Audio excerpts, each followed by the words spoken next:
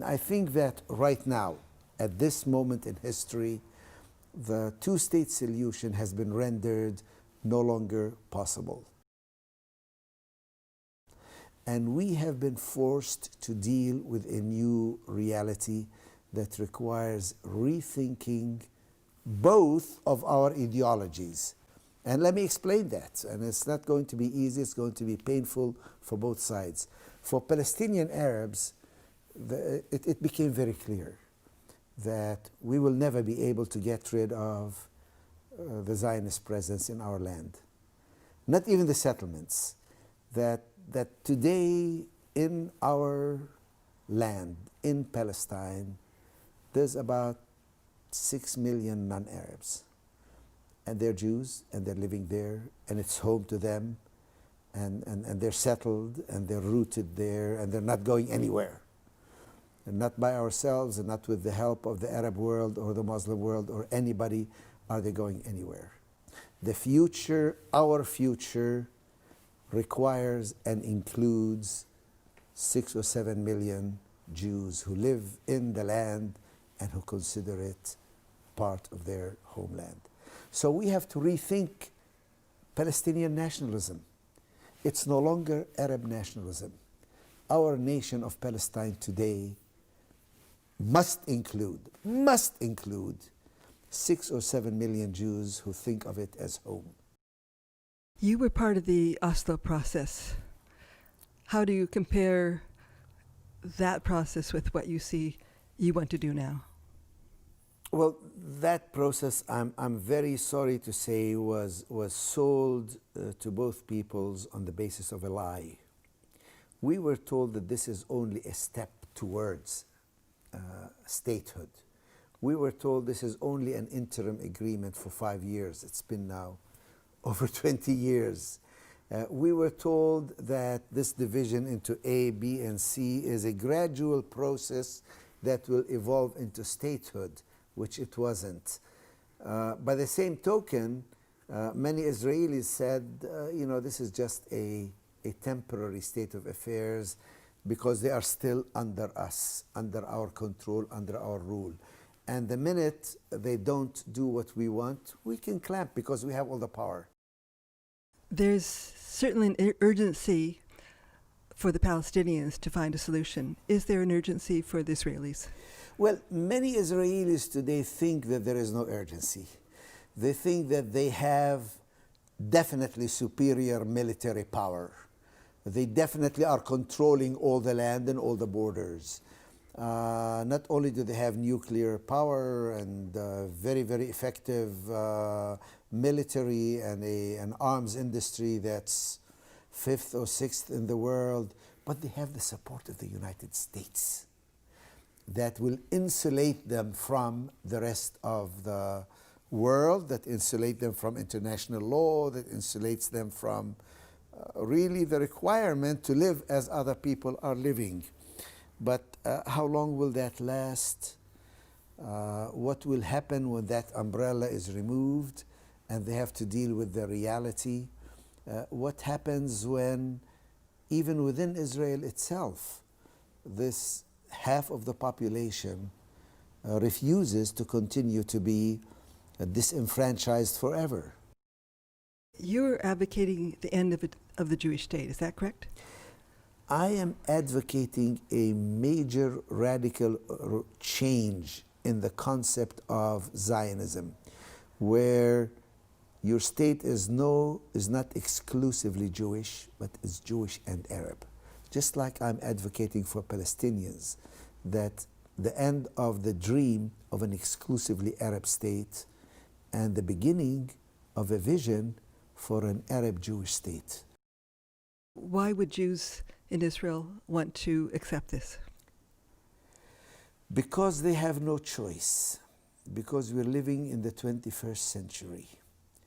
Because international law and the world and the progression of human nature no longer accepts inequality. They don't accept apartheid. They don't accept slavery. They don't accept colonialism. They don't accept a permanent state of oppression.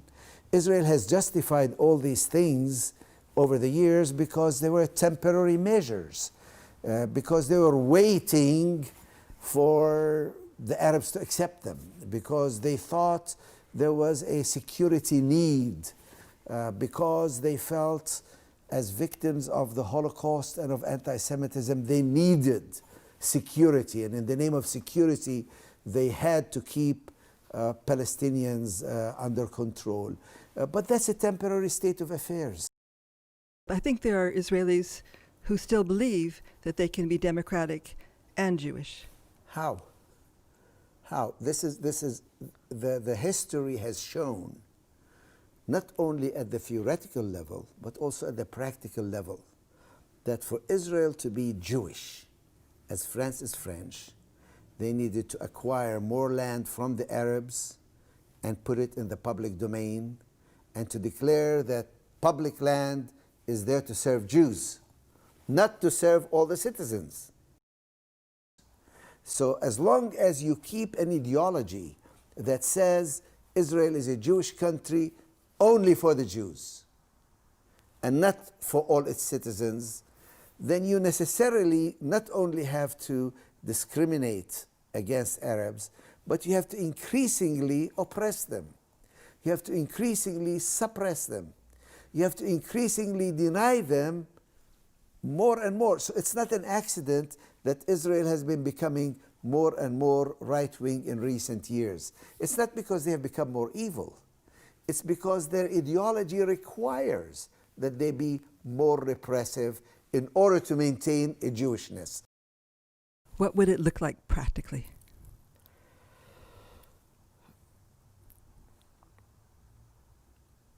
That needs to be worked out between the two parties, but I have my very clear vision. It would include a legal scheme that is enshrined in constitutional provisions that require a huge majority to shift or to change, but that would address the Jewish fears and the Arab fears, and that will continue to exist regardless of the shifting demographies. I need to have assurances of my right today as a minority in this state, but those same guarantees need to safeguard your rights when demography changes and you become the minority in our state. Somehow we need to have a state that genuinely belongs to both of us, regardless of demography, because otherwise every new immigrant that comes in, I will feel threatened. And every additional baby my wife carries is a danger to you. So what are you going to do? Sterilize us to maintain your demographic edge? Or create structures where you can live and continue and thrive and prosper whether or not you're a majority? We cannot prevent people from feeling bigotry or racism, but we can prevent laws and structures that favor one group at the expense of another. What would those constitutional structures be? Well, for example, I think that the law of return needs to be part of the constitution of the state for Jews, because that's very important to you, but that there should also be a law of return for Palestinian Arabs. I think there needs to be a constitutional court with maybe 2 judges who are Arabs and 2 who are Jewish out of the 5, and the decisions have to be done by at least 4 out of the 5 on every issue. Who is the 5th?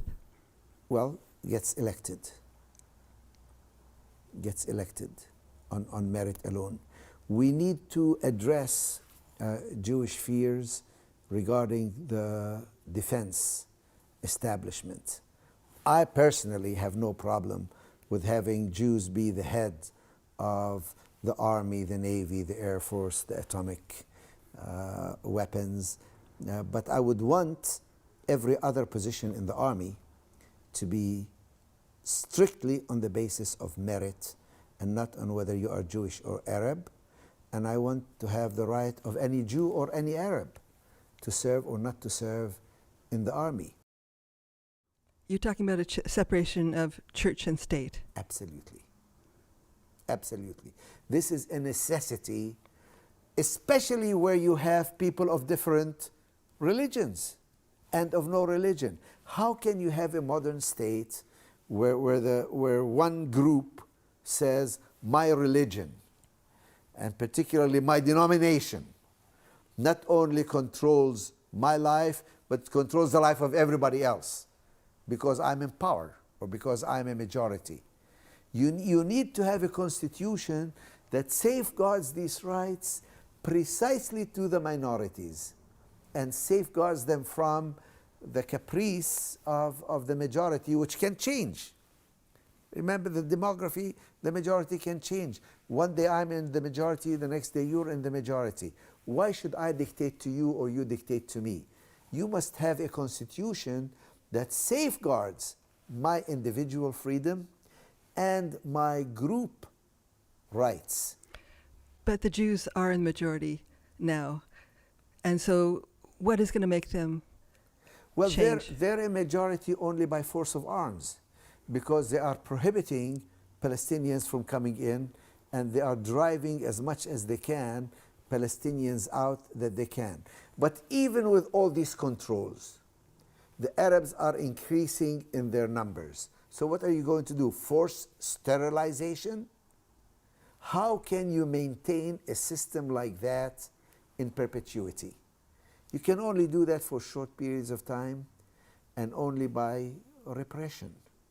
If you are going to allow people their human rights and their human dignity, then you must have a system that safeguards your rights even when you're no longer the majority.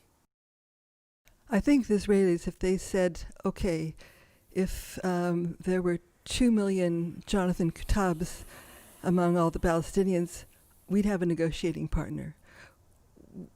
Do you really think that the Palestinians can become Jonathan Kuttabs who speak with understanding of Jewish needs, who take Israeli insecurity into account?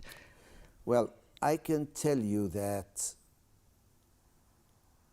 the majority of Palestinians today are convinced that armed struggle will not get them their rights. And I include in that figure people within Hamas who are fighters, who today are carrying the gun, but who know that the gun will not get them their rights, but they feel that they need to fight because they are not being heard otherwise. I can tell you that many Palestinians today find it hard to believe that Israelis are insecure because they see their power.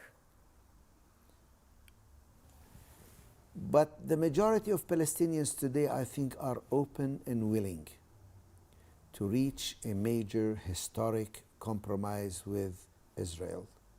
I think the vast majority of Palestinians today will tell you they realize the reality of Jewish Israelis living in the land and wanting to stay in the land. They don't like that these Jews are also taking more and more land and more settlements. They don't like that these Jews are not giving even Israeli Arab citizens equality. They don't like the fact that Israel seems to say the gun and the power is the only thing that counts, because that gives them the wrong message. That, okay, if the gun is the only thing that works, then maybe I'd better pick up a gun because otherwise nobody will listen to me. The majority of Palestinians today have great interest in international law and in human rights and in an eventual solution that accommodates both sides.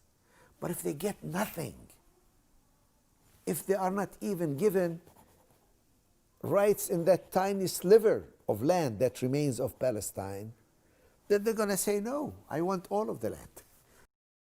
What kind of organization do you have behind you? I don't. I'm not. I don't represent a political party. I'm not in politics. I'm very active in human rights, but I'm also very active in peace and dialogue and reconciliation. I made a point of studying Hebrew on my own and joining the Israeli Bar Association because I want to understand the other side. A lot of Palestinians have learned Hebrew and know a lot about Jewish history that they didn't know 50 years ago or 70 years ago. I think every opportunity for people to meet together, to see each other as human beings, is a positive step. Right now, most Palestinians at the West Bank and Gaza, they only see Jews as either soldiers or settlers who are there with guns to take their rights and to control their lives. I think they need to see them in other forums as human beings. What about taking this idea to the Palestinian leadership? I think most of the Palestinian leadership would be quite open to this idea. However, currently, their power comes from the Oslo Agreement. Their power comes from the Israelis allowing them to exercise power. Their power comes from the permits that they get. So they are forced to talk as if the two-state solution is still a possibility, even though they know it's been totally and completely undermined. Yeah, I just want to say one thing at the end. Sometimes if you live within a certain paradigm, it's hard to imagine anything else. People who lived behind the Iron Curtain could not imagine a different Europe where they are free. People living under apartheid had a very hard time imagining a post-apartheid world. And sometimes change comes very quickly and surprises people.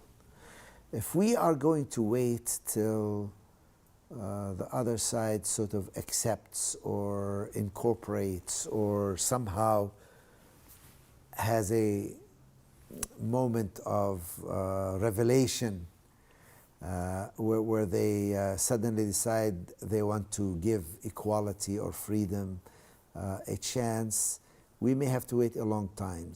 Sometimes we have to dream. We have to have a vision. We have to say, I don't know when and I don't know how, but I have hope that one day Jews and Arabs can, in fact, live together. It's a lie that we can't. Just a few months ago, a car carrying Jewish settlers from Hebron, some of the most radical among them, was driving on a road, one of the few roads in the West Bank which Jews and Arabs can use. And the car fell into a ravine. Immediately, Palestinian car stopped and they rushed down and to save those who were in the accident. And it was natural. Nobody had to stop them. Nobody had to wait for orders to come from the Palestinian leadership. Nobody had to sit there and do an analysis of, do I do this or not? It's just a human reaction. Here's somebody in need. The car has fallen into the ravine. So you help people out. You save them. You go to their help. This is, for me, a reminder that we are human beings. And we can, in fact, react to each other as human beings. It is not necessary that we only interact as enemies who are out to get each other and who are to be afraid of each other. and who cannot trust each other. We can, in fact, live together. It is possible. Do you think an hour after the accident they went back to being who they were? Well, I think an hour after the accident, when they tried to take those people into Jerusalem for a hospital, they were not allowed to go across the border because you need a permit to go into Jerusalem, so they had to turn them over to some Jewish ambulance to come and take them into Hadassah. So the reality does force them to pull back and to see that you are an Arab, you are not a Jew, you are allowed, you are not allowed, you can walk, you cannot walk, you can live here, you cannot live here, you need a permit, you don't need a permit. This is the apartheid laws. This is not human nature. This is not who we are. This is not how we can live together. That's my point.